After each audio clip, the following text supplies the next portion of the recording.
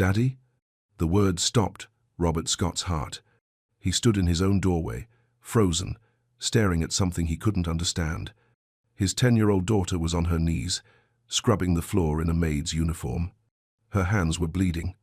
Her face was soaked with tears. And beside her, dressed the same way, was Jennifer, the housemaid he barely knew. Robert dropped his briefcase. What the hell is going on? Robert had been gone for 6 months. Tokyo, Singapore, London, building his company into something powerful. He'd missed Ava's birthday, her school play, half her life, but he'd promised himself this was the last trip. He'd come home and make everything right. He walked through the door expecting his daughter to run to him with that bright smile she used to have. Instead, she flinched when she heard his voice. She was terrified. Jennifer stood up slowly, hands raised like she was trying to calm him down. "Mr. Scott, please, if I could just explain." "Explain what?" Robert's voice cracked. "Why is my daughter dressed like this? Why is she on her knees in her own home?" "She didn't do anything," Ava tried to say, but her voice was so small it barely came out. Then he heard footsteps on the stairs. His wife, Diane, walked down with a cup of coffee in her hand and concern painted across her face. But something about it felt wrong. Too perfect, too practiced. "Robert," she said softly, touching his arm. "Thank God you're here. I just found them like this. I don't know what's been happening while you were gone, but I think Jennifer has been getting too close to Ava, making her do things she shouldn't." Robert looked at his wife, then at Jennifer, then at his daughter. Ava wasn't looking at him. She was looking at Jennifer, like Jennifer was the only person in the world she could trust. And that's when Robert realized something that made his stomach turn. He'd been gone for 6 months, and he had no idea what had been happening in his own house. Someone was lying, and he was about to find out who. What Robert didn't know was that a camera in the corner had recorded everything. Not just this moment, but what happened 1 hour before he walked through that door. The truth, the abuse, the cruelty his daughter had been living through, and the one person who'd been protecting her when no one else would. Before we continue, click subscribe, like this video, and tell me where in the world you're watching from. Sometimes God places people in our lives not because we asked for them, but because someone we love desperately needs them. Jennifer stepped in when a father was absent. But the question is, are you truly present for the people who need you most? I hope this story reminds you that love isn't just a feeling. It's showing up, even when it's hard, even when no one's watching. Now let's go back to 1 hour before Robert came home. Let's see what really happened. Only moments before Robert walked through that door, his daughter's world was falling apart. It started in the kitchen. Ava was thirsty, that's all. She climbed onto the step stool, the one with the old sunflower stickers her mum put there years ago. Her small hands reached for a glass of water, and it slipped. The glass fell, water splashed across the counter and onto the floor. Ava's heart stopped. She grabbed a towel, her hands shaking, trying to clean it up before. "What did you just do?" Diane's voice came from behind her, cold, angry. "I'm sorry," Ava whispered. "It was an accident. I'll clean it." "An accident?" Diane crossed the room fast. Too fast. She grabbed Ava's arm hard enough to hurt. "You're always breaking things, always making a mess." "I didn't mean to." "You never mean to." Diane's fingers dug deeper into Ava's skin. "But you keep doing it anyway. Maybe it's time you learned what it costs to live in this house." She dragged Ava down the hall. Ava stumbled, tears streaming down her face, trying to keep up. Upstairs, Jennifer was folding laundry when she heard crying. Not the normal cry of a child who fell or got scared. This was different, deeper, like something inside was breaking. Jennifer dropped everything and ran. She found them outside the laundry room. Ava was on the floor, face buried in her hands, shaking. Diane stood over her, holding a black maid's uniform. "Ma'am," Jennifer said carefully. "What happened?" "She spilled water," Diane said without looking at her. "She needs to learn responsibility." "She's just a child," Jennifer said gently. "It was an accident." Diane turned, her eyes cold. "She's careless, spoiled, and she's going to learn what it means to earn her place here." She shoved the uniform toward Jennifer. "Put this on her." Jennifer's stomach dropped. "Ma'am, please." I'm not asking. Jennifer looked at Ava. The little girl was staring up at her with terrified eyes that said, "Please don't leave me." Jennifer knelt beside her and took the uniform. "It's okay, baby," she whispered. "I'm here." Her hands shook as she helped Ava into the rough fabric. It hung too big on the child's thin body. Ava looked so small, so lost. "Now," Diane said, pointing to the living room, "you're going to scrub that floor until it shines. Do you understand?" Ava nodded through her tears. Jennifer stood. "Ma'am, this is too much. She's frightened." "Are you questioning me?" Diane's voice went quiet. "Dangerous." Jennifer swallowed. "I'm asking you to show mercy." Diane smiled. "It wasn't kind. You want to defend her? Fine. Get on your knees too. Both of you." Jennifer's heart pounded. "Mom, do it. Or she does it alone, and I'll make sure she knows you chose to walk away." Jennifer looked at Ava. The little girl was shaking, waiting to see if Jennifer would stay. Jennifer knelt. She picked up a rag from the bucket Diane placed between them. "It's okay, sweetheart," she whispered to Ava. "I'm right here. You're not alone." Ava sobbed. "I'm sorry, Miss Jennifer." "Shh, this isn't your fault." They scrubbed side by side, Ava's small hands barely able to hold the cloth, Jennifer whispering comfort with every stroke, Diane watching from her chair with that cold smile. That's when Robert opened the door. Robert's eyes locked on Jennifer. She was on her knees beside his daughter, both of them in uniform, both of them looking guilty. His mind tried to make sense of it, tried to find an explanation that didn't tear his world apart. And the only thing he could see was Jennifer, the maid, the woman he barely knew, dressed the same way as his daughter. "Did you do this?" His voice came out harder than he meant. "Did you put her up to this?" Jennifer stood slowly, her movements careful, her hands raised like she was trying to show she meant no harm. "Mr. Scott, please, if you'll just let me explain." "Explain what?" Robert's voice cracked. "My daughter is on her knees, dressed like she works here, and you're right beside her doing the same thing. What am I supposed to think?"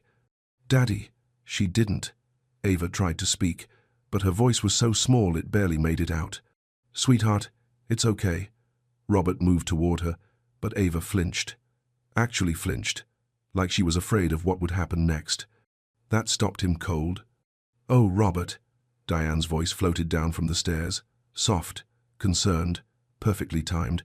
"Thank God you're finally home."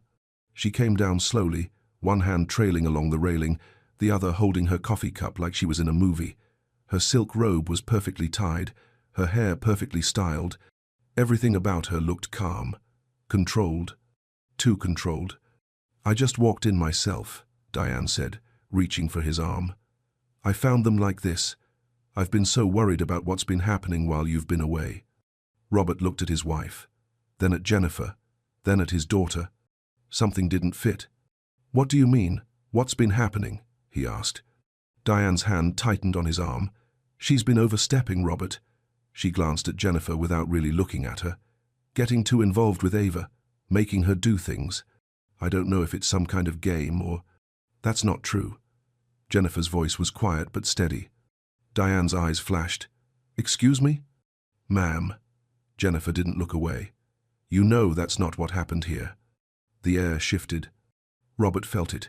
Something in Jennifer's voice, something in the way Diane's smile tightened just slightly at the corners. "Are you calling me a liar?" Diane's voice was still soft, but there was steel underneath. "I'm saying there's more to this story." Robert looked at Ava. She was staring at Jennifer like she was the only safe thing in the room. Not at him, not at Diane, at Jennifer. His daughter trusted the maid more than she trusted her own family. That thought hit him like a punch to the chest. "Mr. Scott," Jennifer said carefully, "there's a security camera in the other room, the one near the bookshelf. If you check it, you'll see what really happened." Robert froze. "How do you know about that?" "I saw the technician installing it before you left. Please, just check it." Diane's face flickered, just for a second. Something close to panic crossed her eyes before she smoothed it away. "Robert, don't be ridiculous. She's obviously trying to—" But Robert was already pulling out his phone. His fingers moved across the screen, opening the security app he'd installed months ago. The app he'd almost forgotten about. Diane took a step back. "Robert, this is unnecessary. I'm telling you what I saw." "Then the camera will show the same thing." His voice was flat. The app loaded. Camera feeds appeared. He scrolled through them, finding the one Jennifer mentioned. He pressed play, and his face went white. Robert stared at his phone screen. The footage played in silence, but he didn't need sound to understand what he was seeing. Ava reaching for the glass, it falling, water spilling across the counter. Then Diane storming in, her face twisted with rage, her hand grabbing Ava's arm so hard the child's body jerked sideways, her mouth moving, shouting words Robert couldn't hear but could feel in his chest. Ava trying to apologize, trying to clean it up, her small body trembling. Diane dragging her down the hall. Then Jennifer appearing, stepping between them, her hands raised, trying to calm the situation. Diane shoving the uniform at her, forcing it into Jennifer's hands. Jennifer kneeling beside Ava, not because she wanted to, but because leaving the child alone wasn't an option. Robert's hand shook. He looked up from the phone. His eyes found Diane's. She opened her mouth, closed it, opened it again. "Robert, you have to understand." "Understand what?" His voice was low, dangerous. "That you put my daughter in a maid's uniform? That you made her scrub floors like she's—" He couldn't finish the sentence. "She needed discipline," Diane said quickly. Her voice was rising now, losing that careful control. "You're never here, Robert. Someone has to teach her consequences." "Consequences?" Robert's voice cracked. "She's 10 years old. She spilled water. She's careless. She destroys things. She needs to learn. She needs a parent." The words exploded out of him. "Not a warden." Diane's face went hard. "So that's it? One video and I'm the villain? What about her?" She pointed at Jennifer. "She's been manipulating Ava for months, making her dependent, acting like some kind of replacement mother." Robert looked at Jennifer. She hadn't moved, hadn't defended herself. She just stood there, hands folded, eyes down, calm, steady, like she'd been carrying this weight for so long she'd learned how to hold it without breaking. "Is that true?" Robert asked her. Jennifer looked up. Her eyes met his. "I love your daughter, Mr. Scott. That's true. But I never tried to replace anyone. I just tried to make sure she knew she wasn't alone." The words hit him like stones. She wasn't alone. Because he'd left her. He'd chosen boardrooms over bedtime stories, deals over dinners, success over his own child. He turned to Ava. She was still on the floor, still in that uniform, clutching her stuffed lion like it was the only thing keeping her together. "Sweetheart," he said, his voice breaking, "why didn't you tell me?" Ava's lip trembled. Tears spilled down her cheeks. "She said you wouldn't believe me. She said you'd think I was lying because I didn't like her. She said you'd send me away." Robert's chest caved in. "She said," Ava's voice broke. "She said you'd be happier if I wasn't here." Robert dropped to his knees in front of his daughter. He reached for her, and this time she didn't flinch. She fell into his arms, sobbing against his chest. "I'm so sorry," he whispered into her hair. "I'm so sorry, baby." He looked up at Diane, the woman he'd married, the woman he'd trusted with his daughter. "Pack your things," he said quietly. "You're leaving tonight." Diane's face went pale. "You can't be serious." "I've never been more serious in my life." "Robert, you're making a mistake." "The mistake," he said, his voice cold, "was ever leaving her alone with you." Diane's mouth opened, but nothing came out. For the first time since he'd known her, she had no words. She turned and walked up the stairs. Her heels clicked against the wood, each step sharper than the last. Robert held his daughter tighter, and over Ava's shoulder he saw Jennifer, still standing there, still steady, still the person who'd protected his child when he hadn't. "Thank you," he whispered. Jennifer's eyes filled with tears, but she nodded. Because some things don't need words. The house felt different after Diane left. Quieter, but not peaceful, just empty. Robert sat in the kitchen with Ava curled up beside him on the counter stool. She was still wearing that uniform. He'd tried to help her take it off, but she'd pulled away. Not because she was angry, because she was scared to let go of Jennifer, who was standing by the sink making hot chocolate. Robert watched them. The way Jennifer moved around his daughter, careful, gentle, like she knew exactly what Ava needed without being told. She poured the hot chocolate into Ava's favorite mug, the one with the chipped handle that Ava refused to throw away because her mother gave it to her. Robert hadn't remembered which mug that was, but Jennifer did. She set it down in front of Ava with a soft smile. "Careful, sweetheart. It's hot." Ava wrapped her small hands around the cup and whispered, "Thank you, Miss Jennifer." Jennifer brushed a strand of hair from Ava's face. A simple gesture, tender, familiar, like she'd done it 1,000 times before. Robert's chest tightened. How many nights had his daughter needed someone to brush her hair back? How many times had she cried herself to sleep while he was on another continent? How many moments like this had he missed? "Mr. Scott," Jennifer said quietly, "would you like some coffee?"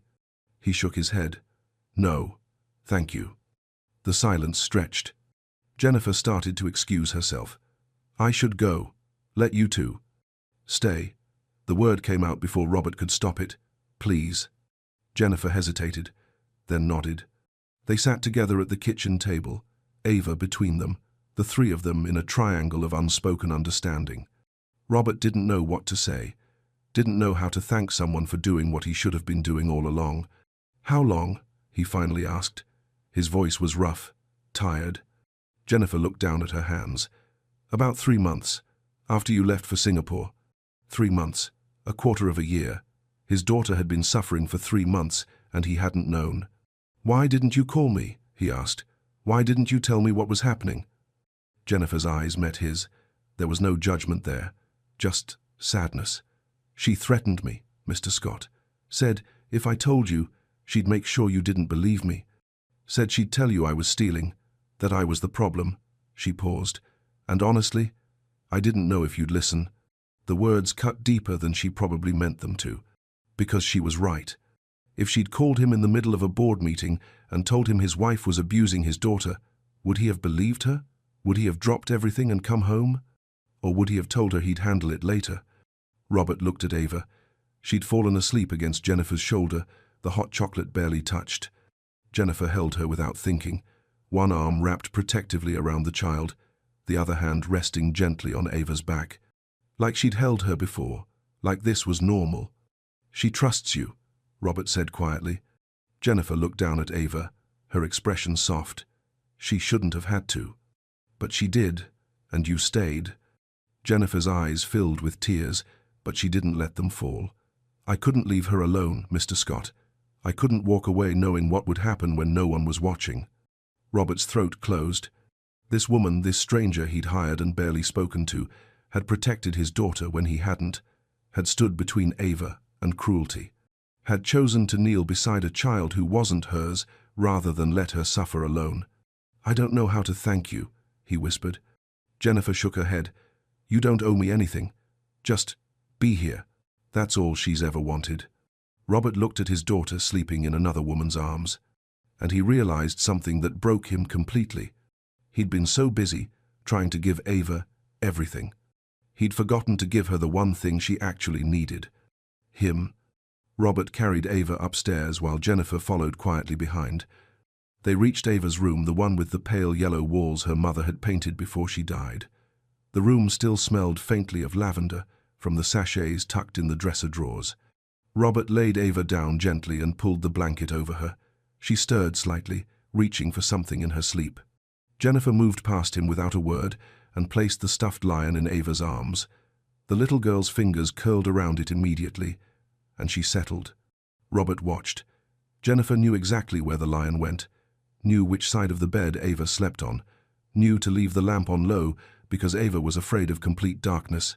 She knew his daughter better than he did. They stepped into the hallway, leaving the door cracked open just enough to let the light in. "Mr. Scott," Jennifer said softly, "there's something you should see." She led him downstairs to a small room off the kitchen, the one where the staff kept their things.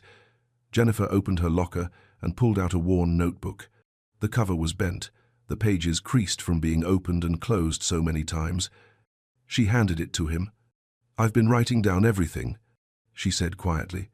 "Every time she hurt Ava, every time she said something cruel, every time Ava cried herself to sleep. I didn't know what else to do." Robert opened the notebook. The first entry was dated 3 months ago. June 14th, Mrs. Scott told Ava she'd never be as pretty as her mother. Ava didn't eat dinner, found her crying in the bathroom. His hands started shaking.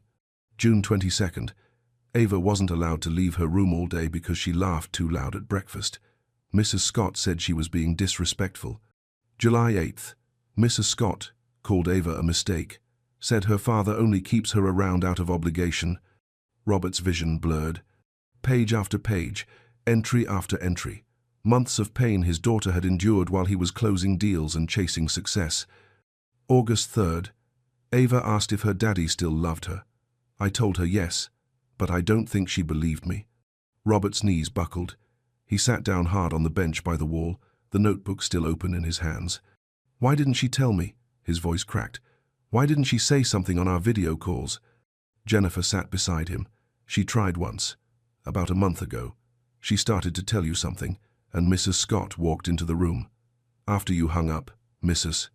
Scott told Ava that if she ever said anything again, you'd send her to boarding school, that you'd think she was lying to get attention. Robert's chest felt like it was caving in. She made Ava believe you didn't want to hear it, Jennifer continued, that you were too busy, too important, that complaining would just make you love her less. Robert buried his face in his hands. He'd failed her.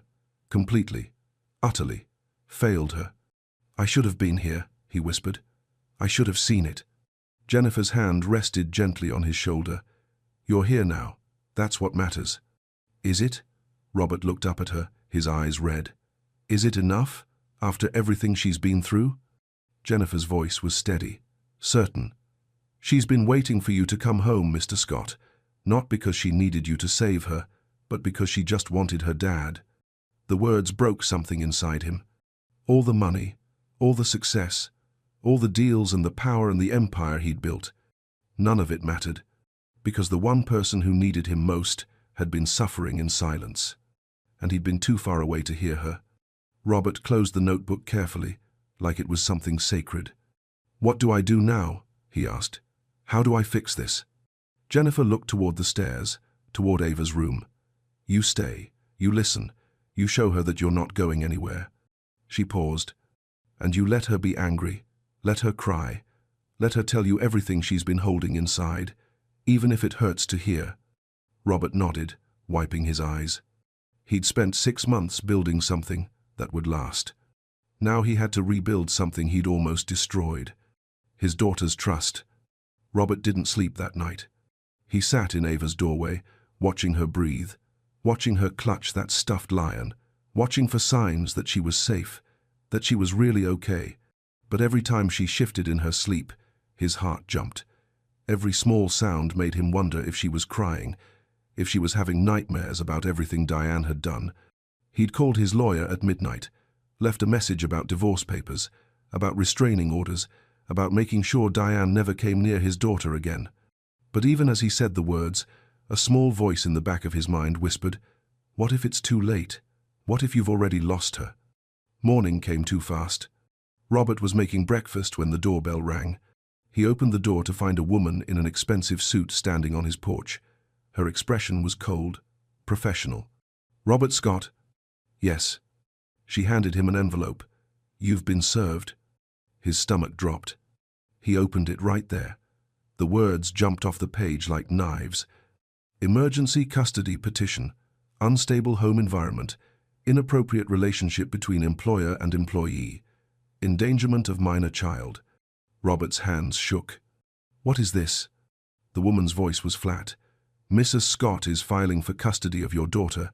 She's citing concerns about the child's welfare and your relationship with the housemaid." The word hung in the air like poison. "There is no relationship," Robert said through clenched teeth. "Jennifer protected my daughter when my wife was abusing her. That will be for the court to decide." The woman turned to leave, then paused. "You should also know, Mrs. Scott has witnesses. Friends who will testify to your extended absences and to the closeness between you and Miss Gibson." She walked away before Robert could respond.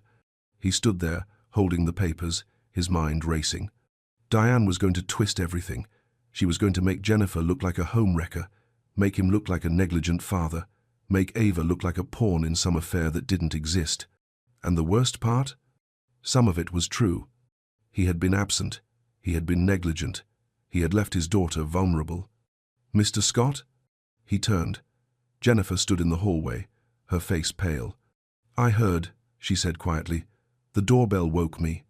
Robert looked at the papers in his hand, then at Jennifer, this woman who'd sacrificed everything to protect his daughter. "She's coming after you too," he said. "She's going to try to destroy you."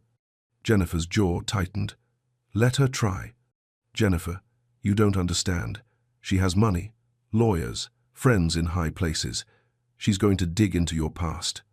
She's going to twist everything you've done into something ugly." "I know." Jennifer's voice was steady, but her hands were shaking. "But I'm not leaving Ava. I don't care what she does to me." Robert stared at her. This woman, who owed him nothing, who could walk away right now and protect herself. But she wouldn't, because she loved his daughter, more than he'd shown he did. The thought hit him like a punch. "I can't ask you to do this," Robert said. "I can't let you sacrifice yourself." "You're not asking." Jennifer's eyes met his. "I'm choosing." Upstairs, a door opened. They both looked up to see Ava standing at the top of the stairs in her pajamas, holding her lion. Her voice was small, scared. "Is she coming back?" Robert's heart shattered, because his daughter wasn't asking if Diane was coming back. She was asking if the nightmare was starting again. He climbed the stairs and knelt in front of her. "No, baby. I promise you, she's not coming back." "But what if she takes me away?" Ava's eyes filled with tears. "What if the court says I have to go with her?" Robert pulled her into his arms. "That's not going to happen." But even as he said it, holding his daughter tight, he felt the weight of the papers in his hand, and he knew the battle had only just begun. Robert sat in his office that afternoon with the door closed. The custody papers were spread across his desk.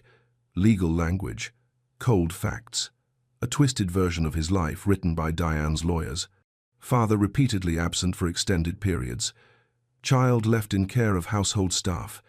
Inappropriate emotional dependency between minor and employee. Every word felt like an accusation, because some of it was true. He had been gone. He had left Ava with people he barely knew. He had put his company before his daughter. And now someone else was paying the price. Jennifer. A knock on the door pulled him from his thoughts. "Come in." Jennifer stepped inside, her movements hesitant. "I'm sorry to bother you. I just wanted to say, if you need me to leave, I understand." Robert looked up. "Leave? For the case?" Jennifer's voice was quiet but steady. "If my being here makes things harder for you and Ava, I can go. I can find another job. Her voice caught. "I just want what's best for her." Robert stood. "You think leaving is what's best for her?" "I think losing her would destroy me," Jennifer said, her eyes filling with tears. "But I'd rather leave now than be the reason she gets taken from you." Robert walked around the desk. "You're not the reason. I am." Jennifer shook her head. "You were working, providing for her." "I was hiding." The words came out raw, honest. "After my wife died, I didn't know how to be a father without her. Didn't know how to look at Ava without seeing everything I'd lost. So I ran. I buried myself in work and told myself I was doing it for her. But I was just running from the pain." His voice broke. "And while I was running, my daughter was drowning. And you," he looked at Jennifer, "you were the only one who jumped in after her." Jennifer wiped her eyes. "She's a beautiful child, Mr. Scott. She deserves to be loved, not hurt." "I know." Robert's chest felt tight. "And I'm going to spend the rest of my life making up for the fact that I let her down." They stood there in silence for a moment. Then Jennifer spoke, her voice barely above a whisper. "What do we do now?" Robert looked at the papers on his desk, at the lies, at the twisted truth. "We fight," he said. "We show the court exactly what happened. We show them who Diane really is. And we show them that Ava is safe here, with us." Jennifer nodded, but her hands were trembling. "She's going to come after me," she said quietly. "She's going to dig up everything from my past, things I'm not proud of, things I've tried to leave behind. Then we'll face it together." Robert's voice was firm. "Whatever she throws at us, we face it together."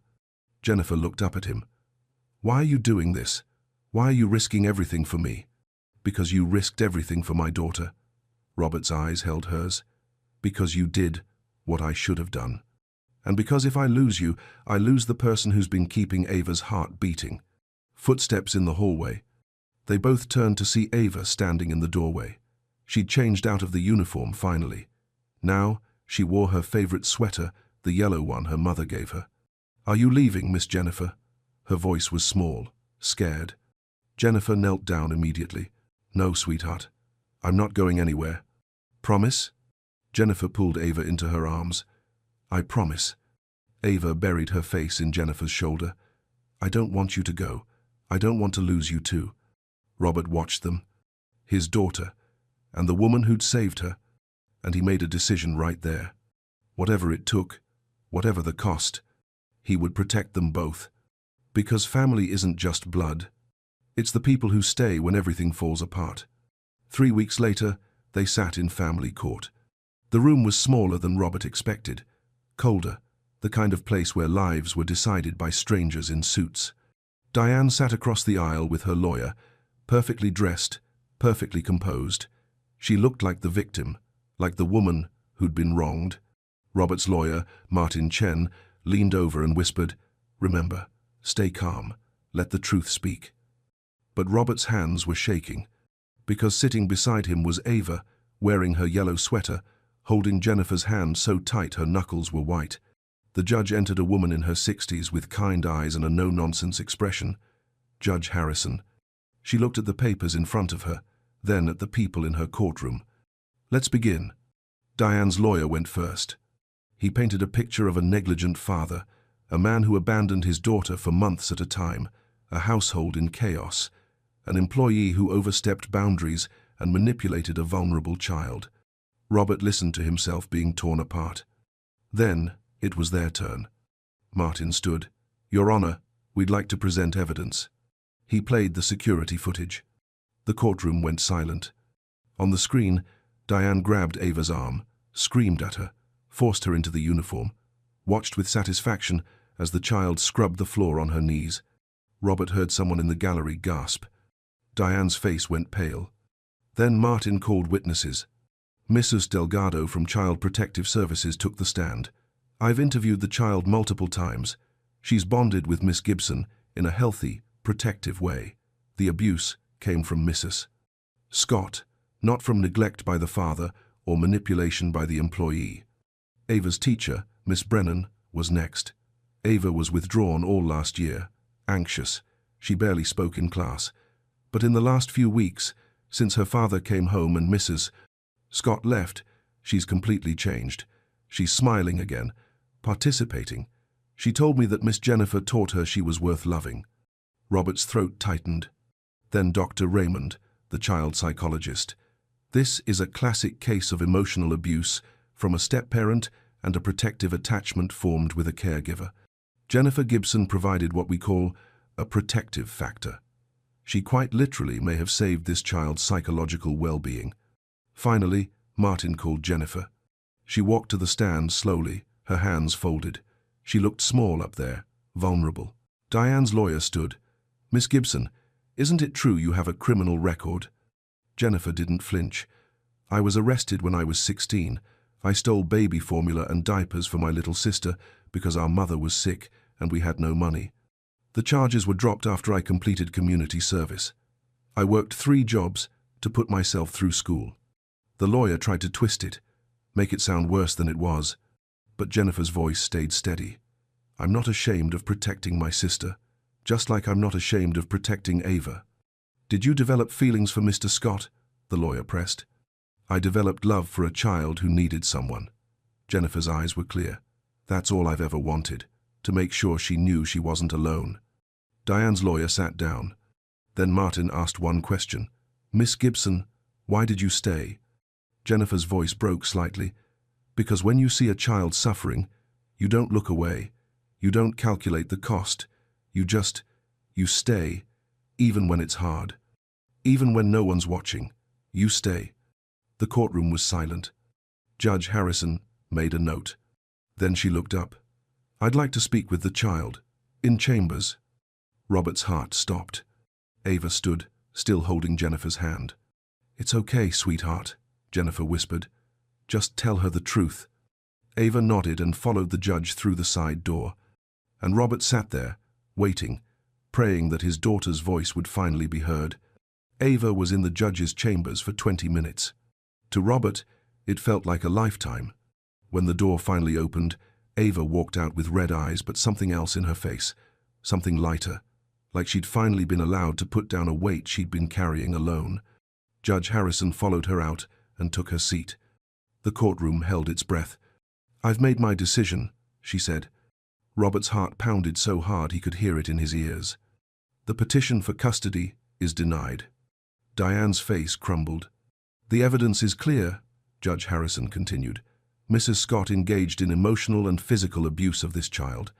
Miss Gibson acted with courage and compassion in protecting her. Mr.